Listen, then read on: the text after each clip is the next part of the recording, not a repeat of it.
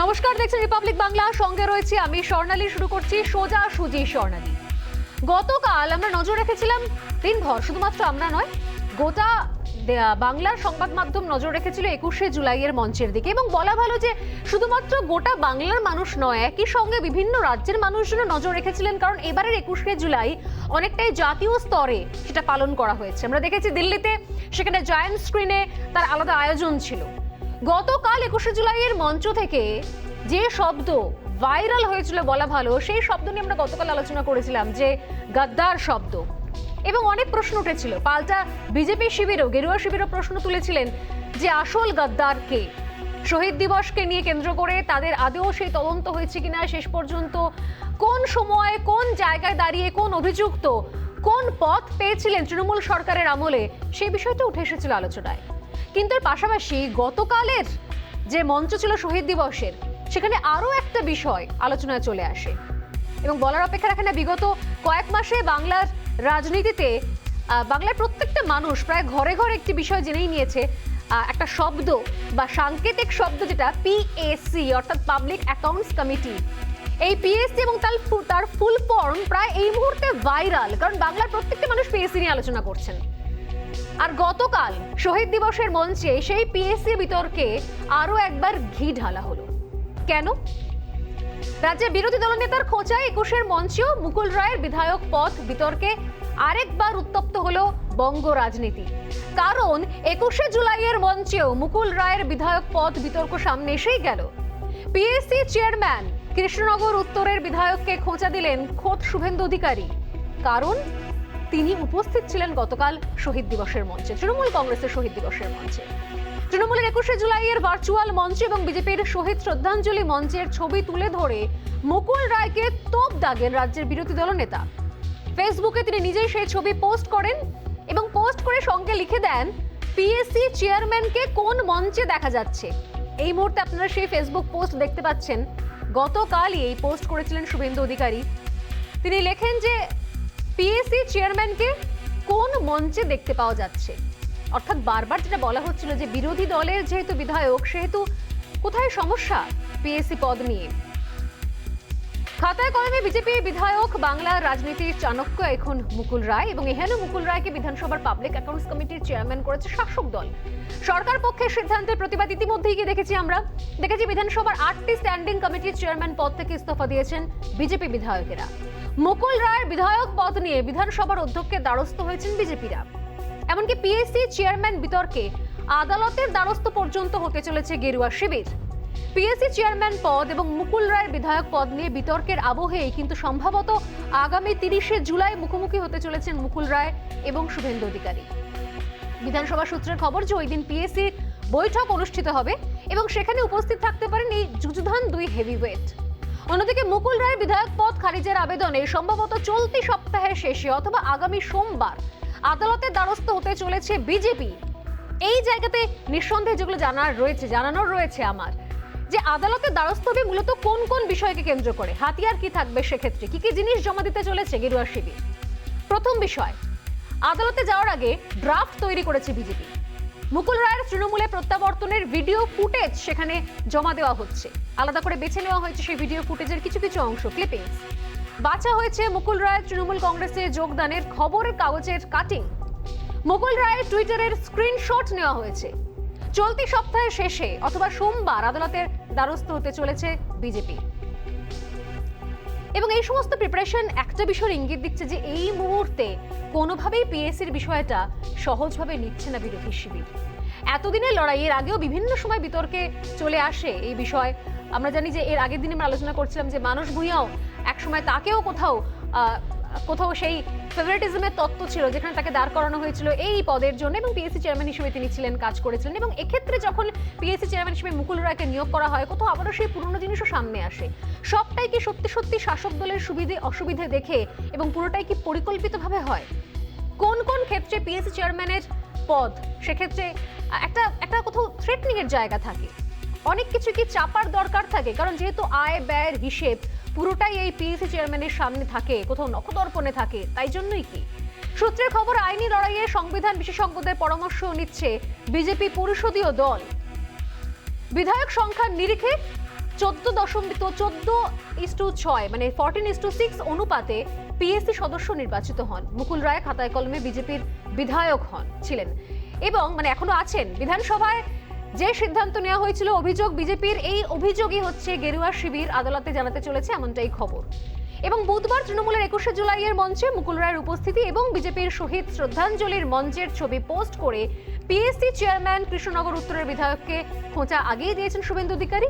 এবং এর পাশাপাশি যেরকম মনে করা হচ্ছে যে এখনো পর্যন্ত এই ইস্যুকে সামনে রেখে পরবর্তী নিজেদের রাজনৈতিক এজেন্ডা কোথাও তৈরি করা হচ্ছে বিজেপির তরফ থেকে। কি কি জিনিস এই মুহূর্তে নিয়ে এসেছেন শুভেন্দু অধিকারীর সামনে? তার বক্তব্য হচ্ছে যে একাধিক বিষয়ের শেয়ার, সেগুলো সামনে আনেনি তৃণমূল কংগ্রেস সরকার। 2012 সাল 13 সাল থেকে জিটিএ অডিট হয়নি এ রাজ্যে। আমফান নিয়ে দুর্নীতি হয়েছে, খেলা মেলার নামে অর্থের অপচয় হয়েছে, অস্থায়ী কর্মী নিয়োগের ক্ষেত্রেও দুর্নীতি হয়েছে। এই সরকারের আমলে অর্থ সাহায্য, কর্মসংস্থান নেই, মেয়াদ শেষে চাকরিতে বেতন দিয়ে রাখা হয়েছে। আর্থিক দুর্নীতি ঢাকতে মুকুল রায়কেই চেয়ারম্যান করা হয়েছে। একাধিক শেয়ার, যেরকম মেট্রো ডেয়ারি পোর্ট থেকে শুরু করে বিভিন্ন জায়গার শেয়ার অনৈতিকভাবে কেনা বেচা চলেছে। এই সবকিছুকে কোথাও ঢেকে রাখতেই মুকুল রায়কে চেয়ারম্যান করা। আমরা এই বিতর্ক নিয়ে আলোচনা করব যে ঠিক এই ইস্যুতে দাঁড়িয়ে কেন প্রথমত বিজেপি ভুলতে পারছে না এই পিএসসি চেয়ারম্যানের পদ হাত থেকে চলে যাওয়া, কি জিনিস চলে গেল এমন? আর যদি সত্যি সত্যি এতটাই গুরুত্বপূর্ণ বিষয় হয়, তাহলে সেক্ষেত্রে এরপর মানে তাহলে রণনীতি কি শুধুমাত্র এই পিএসসি কে কেন্দ্র করেই হচ্ছে বিজেপির? বাকি ইস্যু কি তাহলে সত্যি প্রায়োরিটি পাচ্ছে না? এবং তাই যদি হয় তাহলে এই বিতর্কের সত্যি কতটা গ্রহণযোগ্যতা? এবং এই মুহূর্তে দাঁড়িয়ে এই পিএসসি চেয়ারম্যানের বিতর্ক সত্যি কি কাঙ্ক্ষিত ছিল শাসক দলের কাছেও, যেখানে তারা এই বিপুল ম্যান্ডেট নিয়ে এসছে? আমি আলোচনা শুরু করবো, তবে 3টে পোল কোয়েশ্চেন রাখছি আপনাদের জন্য, যে পোল কোয়েশ্চেনগুলো প্রতিদিন থাকে। প্রথম প্রশ্ন আমার, নৈতিকতা নিয়ে প্রশ্ন, বিধায়ক পদ থেকে কি মুকুল রায়ের ইস্তফা করা উচিত? তার রাজনৈতিক জীবনের এতদিনের অভিজ্ঞতা সবকিছু ছাপিয়ে কোথাও এই বিতর্ক দানা বাঁধছে এবং যেভাবে মাথাচাড়া দিচ্ছে প্রতি মুহূর্তে। আপনাদের জন্য এই প্রশ্ন। দ্বিতীয় প্রশ্ন, পিএসসি চেয়ারম্যান পদ নিয়ে কি ফায়দা তোলার চেষ্টা চলছে? তৃতীয় প্রশ্ন, পিএসসি নিয়ে জটিলতা কি আদৌ প্রয়োজন ছিল? আমি শুরুতেই বললাম যে এই সময় দাঁড়িয়ে আদৌ কি বিতর্কের দরকার ছিল, মানে শাসক দলের তরফ থেকেও?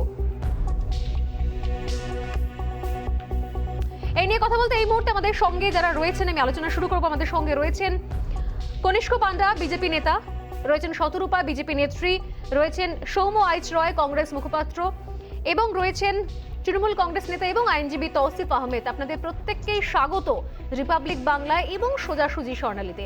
আমি প্রথমেই, যেহেতু সৌম্যদা রয়েছেন বহুদিন বাদে সোজাসুজি স্বর্ণালীর আলোচনায় রয়েছেন, আমি সৌম্যদাকে দিয়ে আলোচনা শুরু করি। সৌম্যদা, এই বিষয়টা মানে এর আগে বিরোধী দলনেতার জায়গায় অনেকে বিরোধী দল হিসেবে কখনো আমরা বামেদের দেখেছি, কংগ্রেসকে দেখেছি দীর্ঘদিন ধরে, এই ধরনের বিতর্ক আদৌ কি এই সময় দাঁড়িয়ে কাঙ্ক্ষিত?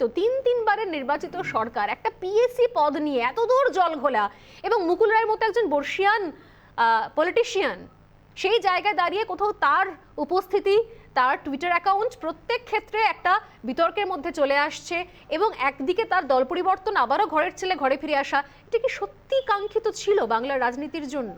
না, প্রথমে আমি বলি যে আপনার বিষয়টা একটু জানতে হবে যে 1967 সালের আগে পর্যন্ত এই বিষয়টা ছিল যে সম্পূর্ণ সরকারি দলের লোকেরাই পার্লামেন্টেও পিএসসি চেয়ারম্যান হতেন, অর্থমন্ত্রী হতেন, তারপরে সরকারি দলের লোক। 1967 সালে ইন্দিরা গান্ধী প্রথম এই কনভেনশন আনেন যে বিরোধী দলের যে লিডার অফ দ্য অপোজিশন তিনি পিএসসি কমিটির চেয়ারম্যান হবেন।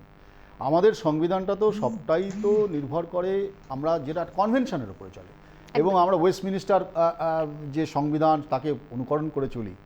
এটা তো সৌজন্য, এটা তো একটা প্রথা, এই প্রথাটাকে ভাঙতে হলো। এখন অদ্ভুত লাগছে কি জানো তো স্বর্ণালী, যে রাম ছাগল, তুমি যদি বলো রাম ছাগল ডিম পাড়ে, তো বলো রাম ছাগল তো সত্যি ডিম পাড়ে না।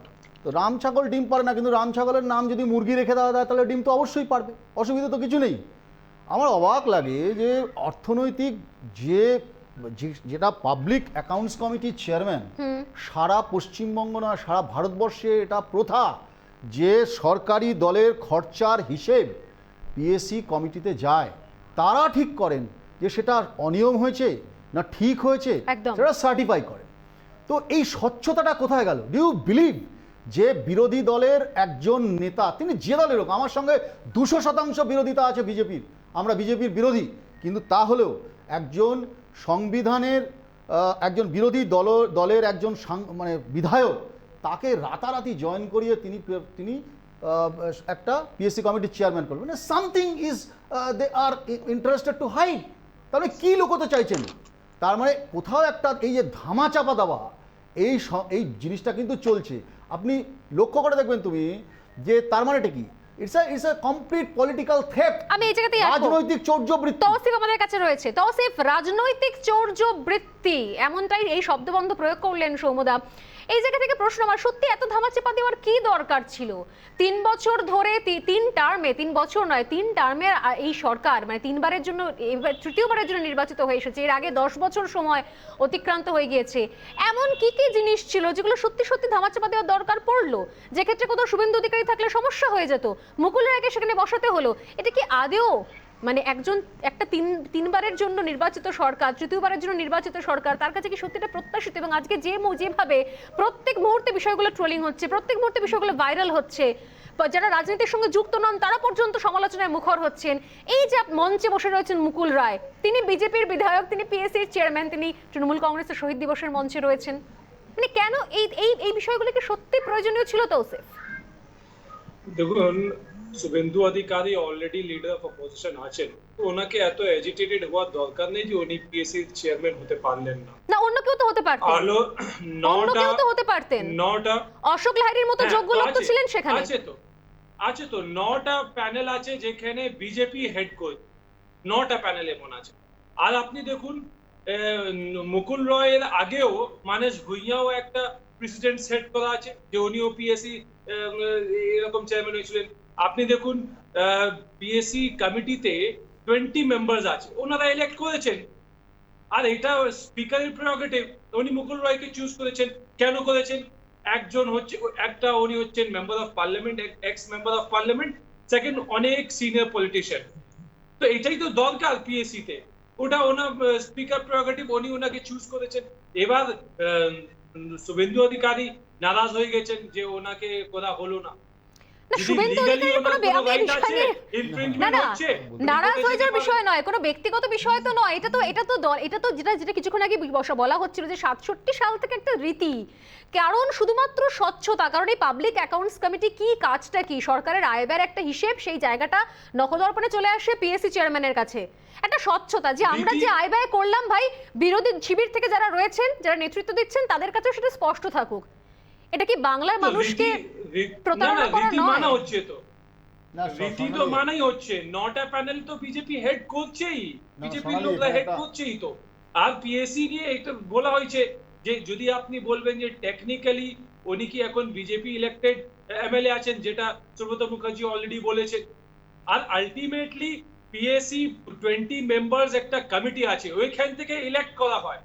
ওনারা যদি ইলেক্ট করে, এই যে আপনি যেটা বলছেন টেকনিক্যালি, আমি সৌম্যদার কাছে আসবো, সৌম্যদা কিছু বলতে চাইছেন। সৌম্যদা খুব সংক্ষেপে। আমি খুব সংক্ষেপে একটা কথা বলি। উনি আইনের তরফ থেকে যে কথাটা বলেছেন, কথাটার মধ্যে কোনো ভুল নেই। উনি লিগ্যালি বলছেন, টেকনিক্যালি কথা বলছেন। লিগ্যাল পয়েন্ট অফ ভিউ থেকে ইট ইজ কারেক্ট, কিন্তু কথা হচ্ছে আমাদের সংবিধানে একটা কথা পরিষ্কার আছে, দ্যাট ইজ কনভেনশন। কনভেনশনটা কি? কনভেনশন হচ্ছে পিএসসি কমিটির চেয়ারম্যান বিরোধী দল থেকে, যে কোনো দলেরই হতে পারে। কিন্তু কথা হলে মানস ভুঁইয়ার উদাহরণ দিলেন। মানস ভুঁইয়া সে সময় কংগ্রেসে ছিলেন, কংগ্রেস থেকে রাতারাতি তৃণমূলে গিয়ে তারপরে পিএসসি চেয়ারম্যান হয়েছে। তার মানে পিএসসি চেয়ারম্যান বিরোধী দলে থাকলে অসুবিধাটা কোথায়? আমার প্রশ্ন হচ্ছে অসুবিধাটা কোথায়? অসুবিধাটা কোথায়? আমি জায়গা থেকে আসবো। শত্রুপা রয়েছেন, কনিষ্ক পণ্ডা রয়েছেন আমাদের সঙ্গে। বলা হচ্ছেন যে অহেতুক বিষয় নিয়ে কিছুক্ষণ আগে তৌসিফ বলেন যে এটা তো শুভেন্দু অধিকারী এত রিয়াক্ট করার কিছু হয়নি, শুভেন্দু অধিকারী এত কোথাও তার এই রিয়াকশনের প্রতিক্রিয়ার কি দরকার হয়েছেন? উনি এখন বসে আছেন শহীদ দিবসের মঞ্চে, তাতে সমস্যাটা কোথায়? সমস্যা কোথায় এটা বলবেন কনিষ্ক বাবু, কি বলবেন? শুভেন্দু অধিকারী হেরে আসেনি, শুভেন্দু অধিকারী হেরে বিরোধী দলনেতা, আর বিধানসভায় হেরে মুখ্যমন্ত্রী মমতা ব্যানার্জি। ফেরাকটা এই জায়গায় দায়িত্বটা শুভেন্দু অধিকারীকে ভারতীয় জনতা পার্টি দিয়েছে যে বিধানসভার মধ্যে মুখ্যমন্ত্রী এবং তার মন্ত্রীরা কি কি চুরি করছে, কেন অডিট 13 সাল থেকে হয়নি, কেন জিটিএ এর অডিট হচ্ছে না, সমস্ত তথ্য পরিসংখ্যান দিয়ে মানুষের কাছে তুলে ধরুন। এই দায়িত্বটা আমাদের দিয়েছে, সিপিএম কংগ্রেসকে দেয়নি। এটাই পশ্চিমবঙ্গে প্রথম বিধানসভার ইতিহাসে হেরে গিয়ে একজন মুখ্যমন্ত্রী আর জিতে গিয়ে একজন বিরোধী দলনেতা। আর এই প্রথম ভারতীয় জনতা পার্টিকে পশ্চিমবঙ্গে দায়িত্ব দিয়েছে বিরোধী দলনেতা হিসাবে মানুষের কাছে সত্যকে প্রমাণ করার জন্য। আর পশ্চিমবঙ্গে এই প্রথম কংগ্রেস বামফ্রন্ট আসতে পারেনি। আমরা বলতে চাই দুর্গাপুরের 1100 একর জায়গা বিক্রি হচ্ছে, এটা নিশ্চিত বিধানসভায় আলোচনা করা দরকার। হরিণঘাটায় মেট্রো ডিয়ারি তো বিক্রি হয়ে গেছে, হলদিয়ায় পেট্রোকেমিক্যালস বিক্রি হয়ে গেছে, হরিণঘাটায় মিট বিক্রি হয়ে গেছে, গ্রেট ইস্টার্ন বিক্রি হয়ে গেছে, জেএনএ নিউ আরএম সরকারি বাস বেসরকারিকরণ হয়ে গেছে, সরকারি হাসপাতালে বেসরকারি সংস্থাকে ভাড়া দেওয়া হয়েছে, ইলেকট্রিক্যাল মেডিকেল লিমিটেডকে সরকারি দপ্তরকে বেসরকারি রাতে তুলে দেওয়া হয়েছে, বেলগাছিয়া দুর্গাপুর বর্ধমানের ডিয়ারিকে বেসরকারি হাতে তুলে দেওয়া হয়েছে, 17টি পৌরসভার পানীয় জলকে বেসরকারি রাতে তুলে দেওয়া হয়েছে, বন দপ্তরের হাতে থাকা 38টা বাংলোকে বেসরকারি রাতে তুলে দেওয়া হয়েছে, দীঘাটা সরকারি লজ, দীঘার রেস্টুরেন্ট, দীঘার যে আবাসিক প্রকল্প বেসরকারি রাতে তুলে দেওয়া হয়েছে। এর জবাবটা তো আমরা চাই যে কিভাবে দেওয়া হলো, কত টাকার চুক্তি হয়েছে, কত টাকায় বিক্রি হয়েছে। মানলাম লম্বা তালিকা রয়েছে। শুভেন্দু অধিকারীও বলেছেন তিনি বিভিন্ন বিষয় নিয়ে এই পয়েন্টগুলো শুভেন্দু অধিকারী তুলে ধরেছেন। মানলাম যে এই এতগুলো জায়গায় অভিযোগ রয়েছে, কিন্তু পাল্টা শতরূপার কাছে আসবে এই প্রসঙ্গ তো তৃণমূল কংগ্রেসে তুলতে পারেন সেক্ষেত্রে যে আপনাদের যখন এই এতগুলো পয়েন্ট রয়েছে সেক্ষেত্রে শুভেন্দু অধিকারীর বিরুদ্ধেও তো 1 ডজন মামলা দায়ের করা হয়েছে, কি বলবেন? ওগুলো তো ফলস। না না স্বর্ণালী, আমরা এখানে তো শুভেন্দু তাকে নিয়ে আলোচনা করছি না, আমরা আলোচনা করছি পিএসসি চেয়ারম্যান নিয়ে আমাদের কেন আপত্তি, বিজেপির কেন আপত্তি। এখানে Suvendu Adhikari leader of opposition হিসেবে উনি কথাবার্তাগুলো বলছেন। এবার আমি আসি আসল যে ঘটনাটাতে। সৌম্যবাবু খুব কারেক্টলি বলছিলেন যে একটা হচ্ছে আইনি ব্যাপার, একটা হচ্ছে আইন যেটা আছে, যেটা লেখা আছে বা টেকনিক্যালিটি, যেটা বিধানসভা কমিটির যে রুলস গুলো আছে, তো সেই অনুযায়ী সত্যি কারোর কিছু বলার নেই, কারণ উনি এখনো অবধি বিজেপির বিধানসভা মানে বিধায়ক হিসেবে উনি রেজিগনেশন দেননি। আমাদের যেটা বক্তব্য ইজ ভেরি স্পেসিফিক। আমরা তো অপোজিশন, আমাদের 77টা এমএলএ, এখন 75টা এমএলএ আছে। আমাদের তরফ থেকে 5টা নাম দেওয়া হয়েছিল, অপোজিশনের তরফ থেকে 5টা নাম দেওয়া হয়েছিল, সেখানে কিন্তু মুকুলদার নাম ছিল না। শুভেন্দুদা কিন্তু এটাই বারবার বলে যাচ্ছে, তুমি যদি প্রত্যেকটা শুভেন্দুদার বাইট দেখো, এবং সেখান থেকে উনি আজকে এই কথাগুলো বলছেন যে মানুষ যেটা কনভেনশন, যেটা সৌম্যবাবু বলছেন যেটা সাধারণত অপোজিশন থেকে দেওয়া হয়, তার কারণ বিধানসভায় একটা ভদ্রভাবে আলোচনার মাধ্যমে সরকার চালানোর কথা। কিন্তু আমার এই জায়গাতেই তো প্রশ্ন শতরূপা, যদি টেকনিক্যালি বা লিগ্যালি বিষয়টা ঠিকই হয় তাহলে আপনারা আইনের দ্বারস্থ হচ্ছেন কেন? তাহলে আইনের দ্বারস্থ হয়ে আদৌ কি এখান থেকে কোনো সুবিধা পাওয়া যাবে? কারণ টেকনিক্যালি বা লিগ্যালি তো আপনারা এটাকে ভুল প্রমাণ করতে পারবেন না। তাহলে আপনারা এবার শুধু পিএসসিকে কেন্দ্র করে তাহলে শুধুমাত্র বিরোধিতা শোনাচ্ছেন কেন? তাহলে আরো তো অনেক ইস্যু রয়েছে রাজ্যে, তাহলে শুধুমাত্র পিএসসি বা আপনারা আটকে রয়েছেন কেন? স্বর্ণালী, যদি আমাকে কথা বলতে দাও তাহলে আমি কথা বলতে পারি। আমার কথার মধ্যে তুমি যদি বলে যাও তাহলে আমি তো উত্তর দিতে পারবো না। প্লিজ বলুন। নয় তোমায় শোনা যাবে, নয় আমায় শোনা যাবে। আমি তো সেটা বলছিলাম। এবার ব্যাপারটা হচ্ছে যে আমাদের যেটা শুভেন্দুদা বলেই যাচ্ছেন যে যে রাতারাতি তৃণমূলে চলে গেলেন, তৃণমূল থেকেই আসা ভদ্রলোক তৃণমূলে ফেরত চলে গেলেন, তাহলে শুধু টেকনিক্যালি আমাদের হচ্ছে না। কিন্তু সে যতক্ষণ না বিধায়ক যে নিয়মটা আছে, বিধায়কের মানে যদি বিধায়ক অন্য পার্টিতে চলে যায়, সেই যে একটা নিয়ম আছে, সেইটার জন্য কিন্তু লিগালি যাওয়া হচ্ছে। পিএসসি চেয়ারপারসন নিয়ে লিগালি কোথাও যাওয়া হচ্ছে না। পিএসসি চেয়ারপারসন, যেটা আমি আবারও বলছি, আইনত একটা জিনিস, কনভেনশন একটা জিনিস, যেটা বিধানসভায় হওয়া উচিত। যেরকম 213টা সিট নিয়ে ওরা নির্বাচিত হয়ে গেছে, আমাদেরও কিন্তু 77টা এমএলএ, এখন 75টা এমএলএ নির্বাচিত হয়ে গেছে। সেজন্য আমাদেরও যথেষ্ট অধিকার আছে বিধানসভায় আমাদের মন্তব্য রাখা। আর তসিফ আহমেদ যেটা বলে যাচ্ছে যে আমাদের আমার মনে হয়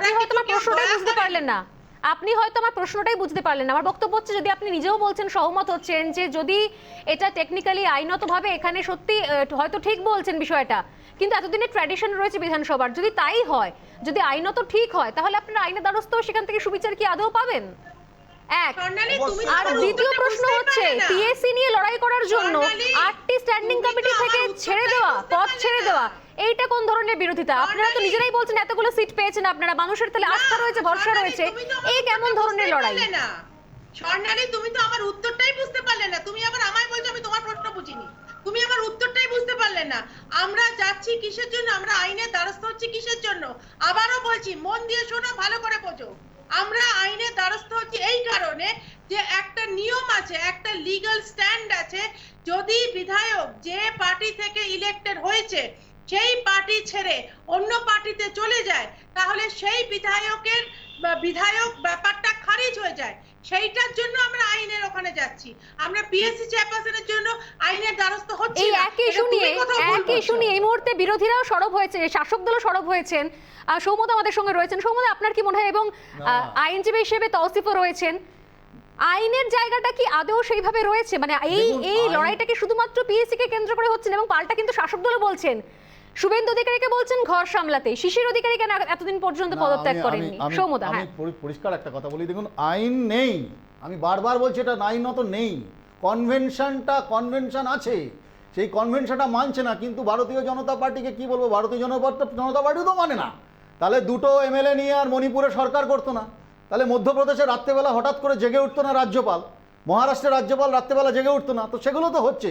আর কনিষ্কবাবু যে এতগুলো জায়গা বলছেন বিক্রি টিক্রি হয়ে যাচ্ছে, তো সারা ভারতবর্ষ তো বিক্রি করে দিয়েছেন, সারা ভারতবর্ষে একটার পর একটা পিএসইউ বিক্রি করে দিয়েছেন।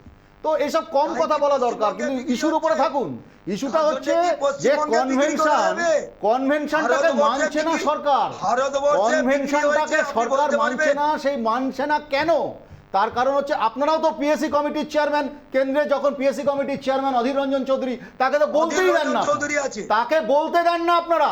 গণতান্ত্রিক ব্যবস্থার উপরে সম্মান তো আপনারাও রাখেন না, আপনারাও রাখেন না, আপনারাও রাখেন না গণতান্ত্রিক ব্যবস্থার উপরে সম্মান। আপনি আচরণী ধর্ম করে শেখাই, নিজেরা যেটা পালন করবেন সেটা মানুষকে শেখাবেন। কনভেনশনটা আমরা তৈরি করেছিলাম 1967 সালে।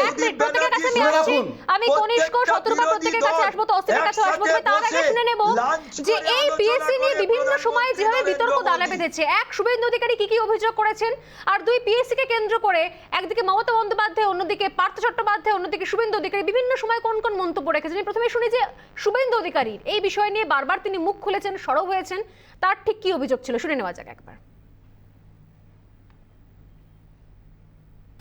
এই সরকার 17-18 সাল থেকে ক্যাগ করায়নি। এই সরকার ক্যাগ রিপোর্ট অ্যাসেম্বলিতে টেবিল করেনি। এই সরকার 12-13 সাল থেকে জিটিএর অডিট করে না। এই সরকারের আমফানের দুর্নীতির তদন্ত হয় হাইকোর্টের নির্দেশে, ক্যাগের স্পেশাল ইনকোয়ারি হয়।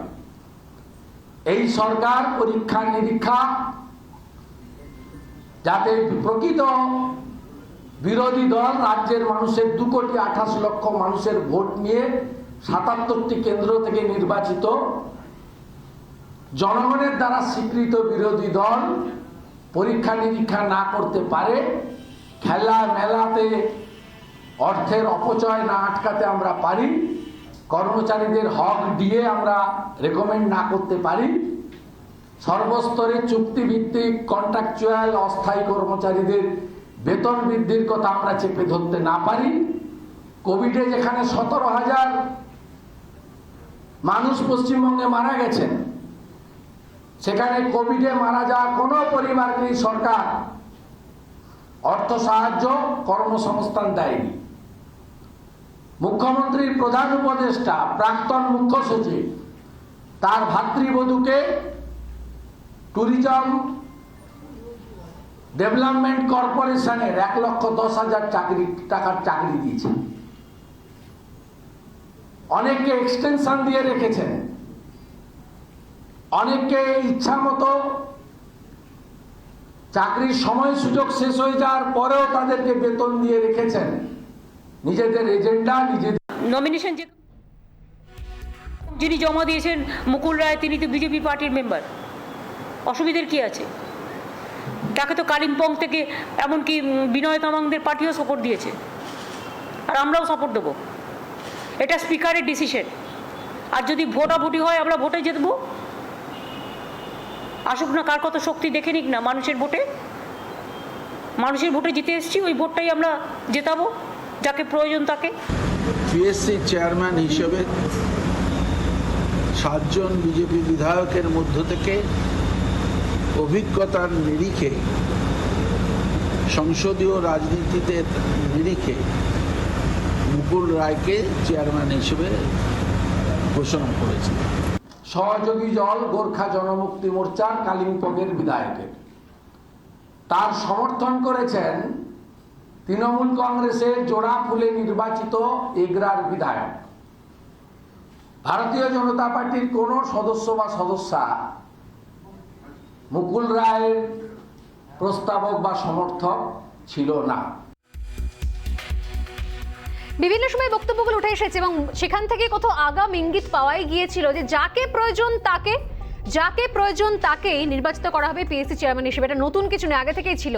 কিন্তু এই সময় দাঁড়িয়ে প্রতি মুহূর্তে যে বিষয়গুলো সামনে আসছে, একদিকে এই পিএসসি চেয়ারম্যান যখন বিতর্ক তুঙ্গে, যখন বিরোধী শিবির তার আদালতের দ্বারস্থ পর্যন্ত হচ্ছেন, সেই জায়গায় দাঁড়িয়ে উজ্জ্বল উপস্থিতি মুকুল রায়ের তৃণমূল কংগ্রেসের 21শে জুলাইয়ের শহীদ দিবসে। আদৌ কি প্রয়োজনীয় ছিল? প্রত্যেকের কাছে আসবো, তবে সময় আরেকটা বিরতির পর ফিরে আসছি আলোচনায়, সঙ্গে থাকুন। বিরতির পর যে বিষয় নিয়ে আলোচনা করছিলাম আমরা, যে এই জায়গায় যেখানে দাঁড়িয়ে রয়েছে আমরা, সেখান থেকে সত্যি সমাধান সূত্র কি বেরিয়ে আসবে, নাকি পিএসসি চেয়ারম্যান বিতর্কটা আরো কোথাও জলঘোলা হবে এখানে এবং আরো বেশি কোথাও তিক্ততা তৈরি হবে? বাংলার রাজনীতির ক্ষেত্রে এ কেমন কালচার, কেমন সংস্কৃতি দেখতে পাচ্ছি আমরা? এমনিও শুরু থেকে বাংলার রাজনীতিতে এবছর অন্তত নির্বাচন পরবর্তী যে হিংসার ছবি সাক্ষী থাকতে হচ্ছে বাংলার মানুষকে, যেখানে কোথাও ঘরে ফেরার জন্য মানুষকে, বিরোধীদেরকে আদালতের দ্বারস্থ হতে হচ্ছে, যেখানে এনএইচআরসি এর রিপোর্ট নিয়েও পর্যন্ত সংশয় প্রকাশ করতে হচ্ছে বিরোধী শিবিরকে, যে অনেক রাঘব বোয়ালের নাম বাদ গিয়েছে। সেই জায়গায় দাঁড়িয়ে এই বাংলায় পিএসসি বিতর্ক ঠিক কোন জায়গায় বাংলার রাজনীতিকে তুলে ধরতে পারে? এই বিতর্কের কি আদৌ অবসান হবে, নাকি এইভাবেই প্রত্যেক দিন একটা একটা করে ইস্যু সামনে আসবে এবং পিএসসি চেয়ারম্যান বিতর্কে কোথাও ঘি করতে উঠবে? আমি এই বিষয় নিয়ে কথা বলবো। আমাদের সঙ্গে যারা রয়েছেন এই রাউন্ডে, আপনারা জানেন যে প্রত্যেকের কাছে আমরা যাই, নির্দিষ্ট করে 1 মিনিট করে সময় থাকে, তার মধ্যে আমি আসছি। আমি শুরুতেই আসি, আমাদের সঙ্গে রয়েছেন শতরূপার কাছে শুরুতে আসি। শতরূপা, আপনার কাছে আমার প্রশ্ন খুব স্পেসিফিক্যালি, 1 মিনিট সময়। এই পিএসসি বিতর্ক শেষ পর্যন্ত কোন জায়গায়, মানে কোথায় সমাধান সূত্র বেরোবে? আপনারা কোন জায়গায় আশাবাদী? আর এই পিএসসি বিতর্ক যে জায়গায় যাচ্ছে, সেখানে কি আদৌ কোনো সম্মানজনক সমাধান সূত্র বেরোতে পারে? আপনার কি মনে হয়? প্রথমত স্বর্ণালী, তিক্ততা হবার কোনো নতুন করে ব্যাপার নেই, কারণ তৃণমূলের সঙ্গে কোনো মিষ্টতা নেই, 1 নম্বর। দ্বিতীয়ত হচ্ছে, তোমরা যেটা বোঝানোর চেষ্টা করছো তোমাদের মিডিয়ার মাধ্যমে, যে পিএসসিটা এমন কিছু নয়, আরো অনেকগুলো ইস্যু আছে। পিএসসিটা কিন্তু সবচেয়ে বড় important issue. Public audit commission একটা গভর্নমেন্টের জন্য সবচেয়ে ইম্পর্টেন্ট ব্যাপার। যে জোটচট্টার সরকার আবারও বসেছে তৃতীয়বারের মতন, 2013 থেকে 13 সাল থেকে এখন অব্দি অডিট হয়নি, তারা অডিট পাবলিশ করেনি। অডিট হয়েছে কি হয়নি আমরা জানিও না। সেটা আমাদের তরফ থেকে যখন দাবি করা হলো বাজেটের সময়, ওরা বাজেটের সময় মিথ্যে কথার পর মিথ্যে কথা বলে যায়। তো আমাদের তরফ থেকে তো এটা দাবি করা হলো যে তোমরা তাহলে অডিটটা দেখাও, সেটাও ওরা করবে না। পিএসসি চেয়ারপারসনও ওরা নিজেদের মতন লোক রাখবে। তো কোথাও তো এটার একটা সমাধান হওয়া উচিত না? 2,30,00,000 মানুষ আমাদের ভোট দিয়ে পাঠিয়েছে বিধানসভায়। তো সেই মানুষের স্বার্থে মানুষের টাকা কোথায় যাচ্ছে, কেন্দ্রীয় সরকার যে এত টাকা দিচ্ছে, সেই টাকাটা কোথায় যাচ্ছে, সেটা তো মূল ইস্যু। তারপরে তো অন্যান্য সময় শেষ। আমি ধন্যবাদ শতরূপার, সময় শেষ। আমি শতরূপার এই বক্তব্যের রেশ ধরে আসছি। আমি সৌম্য আইচ রয় আমাদের সঙ্গে রয়েছেন। অর্থাৎ কোথাও শতরূপার বক্তব্য থেকে একটা বিষয় স্পষ্ট, যেটা হয়েছে সেটা মানুষকে অন্ধকারে রাখার একটা ফোন দিয়েছে, আর কিছুই নয়। অর্থাৎ মানুষের সঙ্গে কোথাও প্রতারণা হচ্ছে, এই নিয়ে আন্দোলন চলবে। আমার আপনার কাছে বক্তব্য, গোটা বিষয়টা ঠিক কোন জায়গায় দাঁড়িয়ে আছে? 1 মিনিট সময়। গভর্নমেন্টের ইন্টেনশন নিয়ে কথা, যে আপনি কিভাবে দেখছেন বিরোধীরা তো part and parcel of the government. আজ সব দুঃখ লাগে, দুর্ভাগ্য এটাই যে শুভেন্দুবাবুরা আজকে অভিযোগ করছেন, শতরূপাদিরা আজকে অভিযোগ করছেন, এই শুভেন্দুবাবুর হাত ধরেই একদিন অনুপ্রেরণার বন্যা বয়ে গেছিল সারা পশ্চিমবঙ্গ জুড়ে। বিরোধীদের পুরসভা, পঞ্চায়েত, লোকসভার সমস্ত প্রার্থীদের, সমস্ত লোকেদের একটার পর একটা পুরসভা দখল হয়েছিল। তখন মনে ছিল না যে বিরোধীদের এইভাবে ধ্বংস করতে হয়, বুলডোজ করতে নেই, তাহলে বিরোধিতার স্পেস নষ্ট হয়। আজকে পশ্চিমবাংলায় এই পরিস্থিতি তৈরি হয়েছে। এই শুভেন্দুবাবু তখন তারা কাজ করেছেন তৃণমূলের হয়ে, একটার পর একটা কংগ্রেসের পুরসভা, উত্তর দিনাজপুর বলুন, মালদা বলুন, মুর্শিদাবাদ বলুন, সেদিন আপনারা দখল করেছেন। দখল করার রাজনীতি, আগ্রাসনী নীতি থেকে শুরু হয় বিরোধীদের কণ্ঠরোধ করা। এই কণ্ঠরোধ করতে গিয়ে আজকে সেই বিষ মাথায় গিয়ে উঠেছে। আজকে পশ্চিমবঙ্গ বিধানসভা নিয়ে বারবার বলছি, যেটা হচ্ছে এটা ঠিক নয়, মানুষের সামনে প্রতারণা হচ্ছে। এটা যে দলই করুক, আমি বিরোধী দল করতে পারি বিজেপির, কিন্তু বিজেপি আজকে বিরোধী দলে আছে, আমার মনে হয় রাজনৈতিক সম্মান প্রত্যেকটা বিরোধী দলেরই থাকা উচিত। অনেক ধন্যবাদ সৌম্যবাবু। কনিষ্ক বান্না আমাদের সঙ্গে রয়েছেন, আমাদের টেকনিক্যাল কারণে তৌসিফের সঙ্গে যোগাযোগ বিচ্ছিন্ন হয়ে গিয়েছে। আমি কনিষ্কদার কাছে যাবো। কনিষ্কদা, বারবার কোথাও সরব হয়েছেন শুভেন্দু অধিকারী, সেক্ষেত্রে বারবার কোথাও তার বিরুদ্ধে একাধিক আইনি ফাঁস আমরা দেখতে পেয়েছি, একাধিক মামলা চাপিয়ে দেওয়া হয়েছে, তারপরও তিনি মুখ খুলছেন, তারপরও তিনি আজকে বলেছেন যে এই কোন মঞ্চে রয়েছেন পিএসসি চেয়ারম্যান। কি মনে হয় এই বিষয় নিয়ে যত বেশি মুখ খুলবেন তত বেশি কি সেক্ষেত্রে আরো বিষয়টা জটিল হবে, নাকি কোনো সমাধান সূত্র বেরোবে? কনিষ্কদা। না, কেস নিয়ে আমাদের কোনো চিন্তা নেই, ওটা অপোজিশন করলেই চক্রান্ত করবে মমতা ব্যানার্জি। এর আগে আমরা মুকুল বাবুকেও দেখেছিলাম, 56খানা কেস দিয়েছিল। মানস ভূঁইয়াকেও দেখেছি যে উনাকেও মার্ডার কেস দিয়ে পরে তুলে নিয়ে গিয়ে পিএসসি চেয়ারম্যান করে দিয়েছিলেন। আমাদের মূলত কারণ হচ্ছে হাইকোর্টে যাওয়া, যাতে তাড়াতাড়ি করে এই শুনানিটা হয়। স্পিকার যাতে একেবারে মমতা ব্যানার্জির কথা মতো কাজ না করে, আমরা হাইকোর্টে যাচ্ছি যাতে তাড়াতাড়ি শুনানি হয়ে মুকুল বাবুর যে বিধায়ক পদ আছে সেটা যাতে তাড়াতাড়ি ক্যান্সেল করা হয়।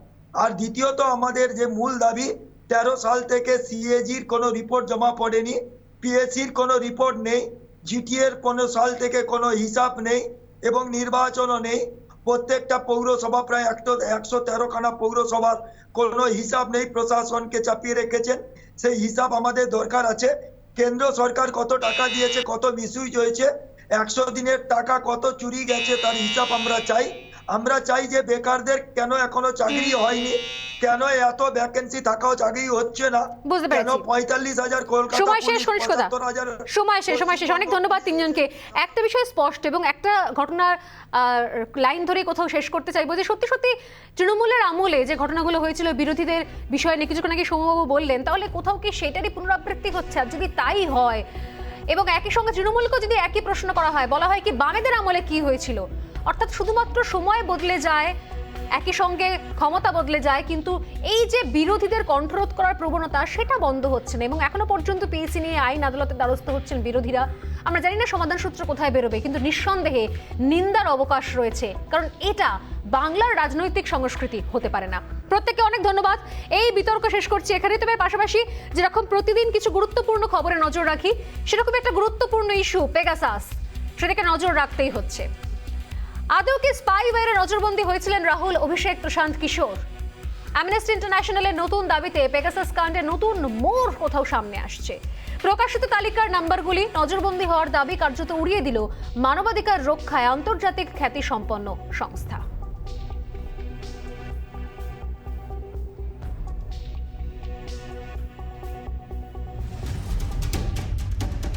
ভোট পরবর্তী হিংসা নিয়ে হাইকোর্টে মামলায় এনএইচআরসির রিপোর্টের ভিত্তিতে 26শে জুলাইয়ের মধ্যে উত্তর জমা দিতে হবে রাজ্যকে, নির্দেশ হাইকোর্টের।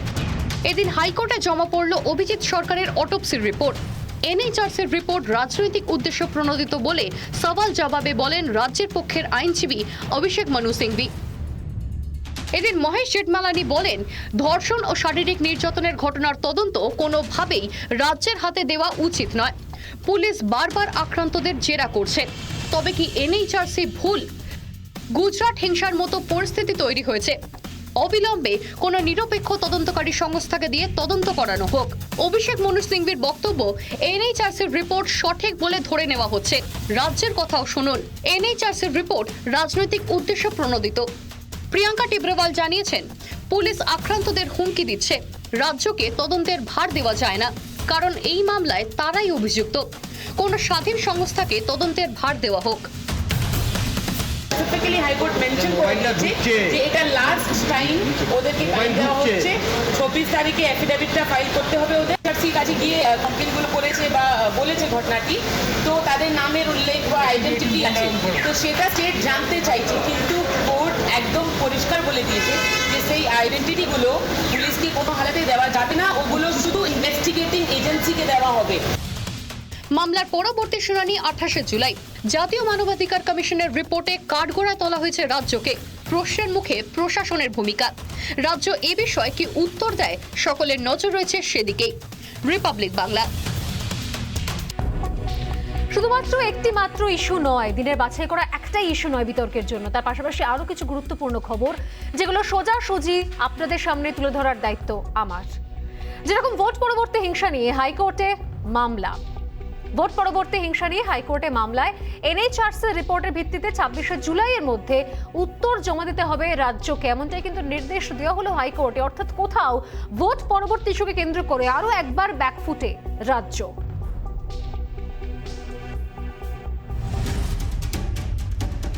ভোট পরবর্তী হিংসা নিয়ে হাইকোর্টে মামলায় এনএইচআরসির রিপোর্টের ভিত্তিতে 26শে জুলাইয়ের মধ্যে উত্তর জমা দিতে হবে রাজ্যকে, নির্দেশ হাইকোর্টের।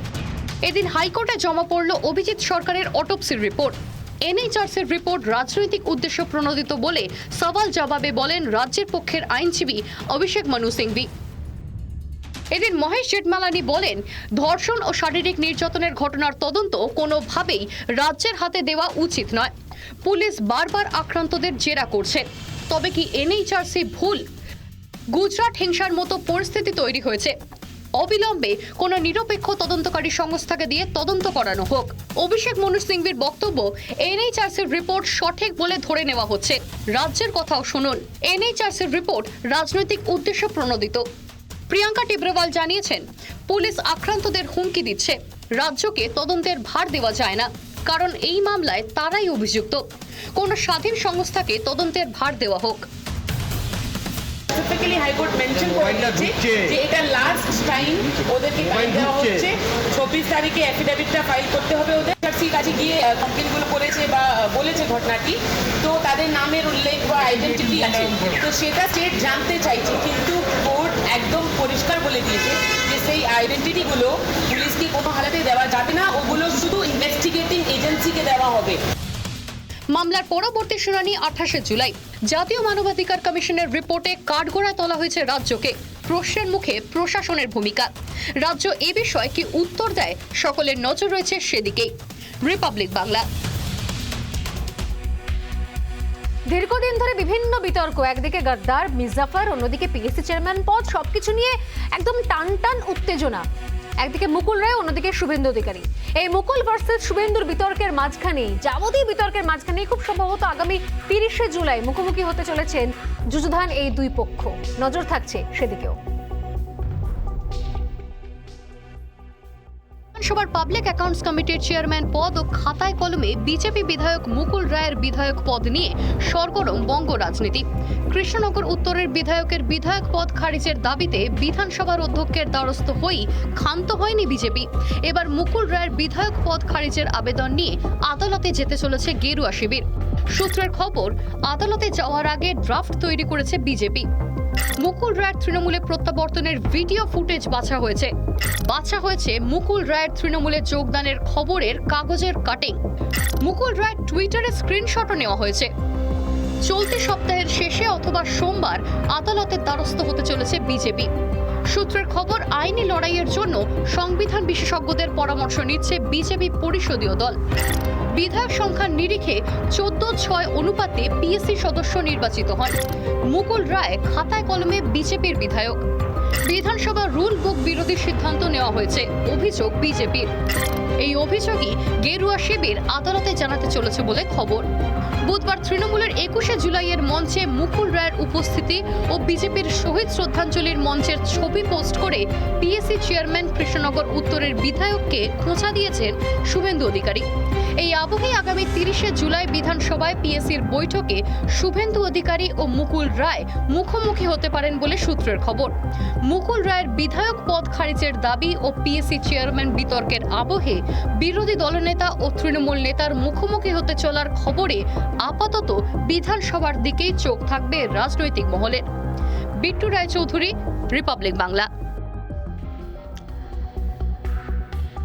একটা প্রকল্পের নাম রূপশ্রী প্রকল্প বেশ আলোচনায় চর্চায় থাকে। বীরভূমের নলহাটি 2 নম্বর ব্লকের নোয়াপাড়ার পর এবার বিরল চৌকি গ্রাম। ব্যাংকের পাসবুক, আধার কার্ড হাতিয়ে রূপশ্রী প্রকল্পে দুর্নীতির অভিযোগ উঠল গ্রামেরই এক বাসিন্দার বিরুদ্ধে।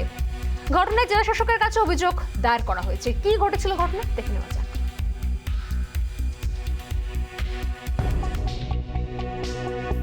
বীরভূমের নলহাটি নোয়াপাড়ার রূপশ্রী প্রকল্পে দুর্নীতির ঘটনা সামনে আসতেই বিতর্ক শুরু হয় রাজ্য জুড়ে। 8 জনের নামে নলহাটি থানায় এফআইআর করেন স্বয়ং বিডিও। এবার সেই নলহাটির 2 নম্বর ব্লকেরই বিরল চৌকি গ্রামে একই কায়দায় রূপশ্রী প্রকল্পে দুর্নীতির অভিযোগ। গ্রামেরই বাসিন্দা মেহেরা বিবির অভিযোগ, ভুল বুঝিয়ে তার ব্যাংকের পাসবুক এবং আধার কার্ড নিয়ে যায় স্থানীয় রহমা বিবি। সম্প্রতি পাসবুক আপডেট করানোর পর মেহেরা বিবি জানতে পারেন তার অ্যাকাউন্টে ঢুকেছে রূপশ্রী প্রকল্পের 25,000 টাকা। শুধু তাই নয়, তাকে অন্ধকারে রেখে সেই টাকাও তুলে নেয় রহমা বিবি। অভিযোগ মেহেরা বিবির। পুরো বিষয়টি নিয়ে ইতিমধ্যেই বিডিওর কাছে লিখিত অভিযোগ জানিয়েছেন তিনি। তো আমাকে ওরা বলছে যে তুমি টাকা তোমার বইয়ে ভরে টাকা তো তুমি খেয়ে নেবে না, টাকা তুমি তুলে দিবে। তো আমি এই যে বলছি যে আমার স্বামী দ্বিতীয় বিয়ে করেছে, আমি যতক্ষণ এই বাচ্চাদেরকে বিড়ি বাঁধাই ততক্ষণে আমি ডবল যাতে হয় তারা সম্পূর্ণ পায় বলেন, তো আমি বিড়ি বাঁধিয়ে খাই। তো আমাকে এরকম টাকা তুলে নিয়ে ও 25,000 টাকা ও হাতায় ও আপনার নিয়ে চলে গেল। মেয়েকে ফাঁসানো হচ্ছে অভিযোগ রহমা বিবির মায়ের।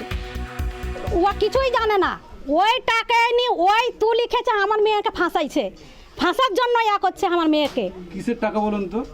কিসের জন্য কিসের টাকা তাও তো জানিয়ে না আমরা, কি তাও তো জানিয়ে না। মুখ্যমন্ত্রী মমতা বন্দ্যোপাধ্যায়ের মস্তিষ্ক প্রসূত উন্নয়নমূলক প্রকল্পের অন্যতম এই রূপশ্রী প্রকল্প। কিন্তু বারবার এই প্রকল্পে দুর্নীতির অভিযোগ ওঠায় প্রশাসনের নজরদারি নিয়ে প্রশ্ন তুলছে রাজনৈতিক মহল। মনোরঞ্জন চট্টোপাধ্যায়ের রিপোর্ট, রিপাবলিক বাংলা। কলকাতা হাইকোর্টের হস্তক্ষেপ, মানবাধিকার কমিশনের তদন্ত, SC/ST কমিশনের পরিদর্শন, এত কিছু সত্ত্বেও জারি রয়েছে ভোট পরবর্তী হিংসা। বিভিন্ন দল, বিভিন্ন দল নির্বিশেষে প্রায় প্রতিনিয়ত প্রাণ যাচ্ছে রাজনৈতিক নেতাকর্মীদের, শুধুমাত্র বিরোধীদের নয়। হিংসা নিয়ে জারি রাজনৈতিক তরজাও। ভোট পরবর্তী বঙ্গে এখন একটাই প্রশ্ন, এই হিংসার বিরাম কোথায়?